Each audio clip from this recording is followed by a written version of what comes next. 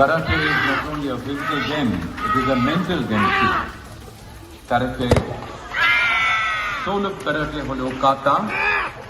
কাতা করে দেখাচ্ছে এই মুহূর্তে কাতা is a combination of attack and defense. It is one type of shadow fighting.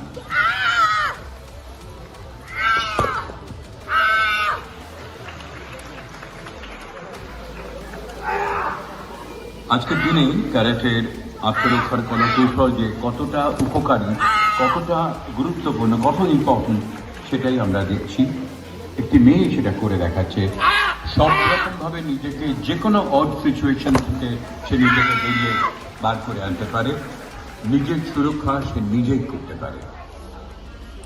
This is the power of karate. Every woman should learn karate and self-defense.